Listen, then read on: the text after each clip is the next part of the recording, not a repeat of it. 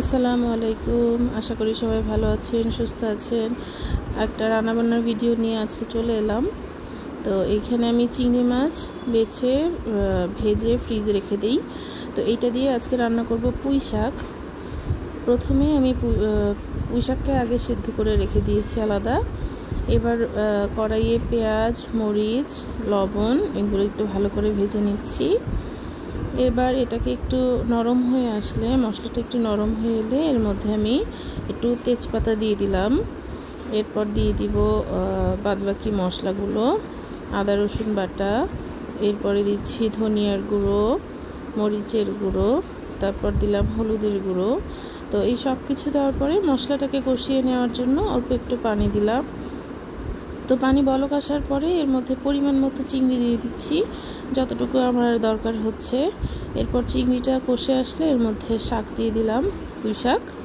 শাকটাকে সুন্দর করে এটার সাথে কষিয়ে অল্প পরিমাণের পানি দিতে হবে, কারণ চিংড়ি মাছটাও ভাজে আবার শাকটাও সিদ্ধ। জাস্ট মশলার সঙ্গে কষানোর জন্য যতটুকু পানি দরকার অতটুকু দিয়ে এই যে রান্নাটা হয়ে গেল।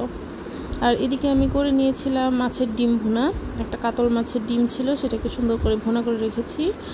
আর এইদিকে ছিল হচ্ছে বরবটি ভাজি।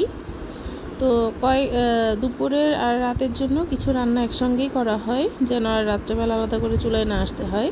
আর এদিকে আমি পটল ভুনা করে নিচ্ছিলাম। তো প্রথমে আমি পটলগুলোকে হলুদ, মরিচ এবং লবণ দিয়ে মেখে রেখেছি। এরপরে এই যে এইভাবে ছাড়িয়ে ছাড়িয়ে দিয়ে একটু বেশি তেলে হাই হিটে ভাজছি।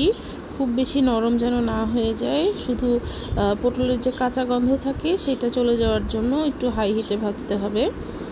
এরপরে আমি এখানে এই যে পেঁয়াজ রসুন ভেজে এর মধ্যে মরিচের গুঁড়া, হলুদের গুঁড়া, ধনিয়ার গুঁড়া, আদা রসুন বাটা দিয়ে এইটার মধ্যে অল্প পানি দিয়ে কষিয়ে নিব।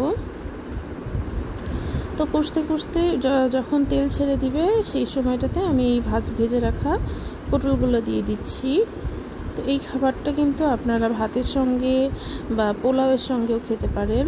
পোলাওয়ের সঙ্গেও এই পটল ভাজাটা খুব মজা লাগে, মানে পটল ভুনাটা। তো এই তো এরপর অল্প একটু পানি দিলাম সিদ্ধ হওয়ার জন্য। আর এই যে তৈরি হয়ে গেল পটল ভুনা। আর বিকেলে নাস্তা করার জন্য একটু ছোলা রান্না করেছিলাম।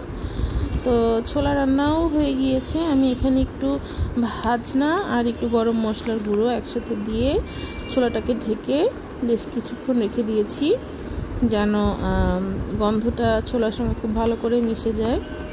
এইক্ষণ ভাজনা দিয়েছি। আর এইদিকে এই যে গরম মশলার গুঁড়ো দিলাম, এটাকে খুব সুন্দর করে মেখে নিয়ে সবগুলো ছোলার সঙ্গে দিয়ে মেখে নিচ্ছি, কষিয়ে নিচ্ছি আর কি। তো এই তো তৈরি হয়ে গেল আজকের রান্নাবান্না। আশা করি ভিডিওটা সবার ভালো লাগবে। আপনারা কে কী করলেন, যারা ভিডিও তৈরি করেন তারা দেখিয়ে যাবেন। আর এই যে আজ ছিল আজকের রান্নাবান্না। তো দেখার জন্য সবাইকে থ্যাংক ইউ।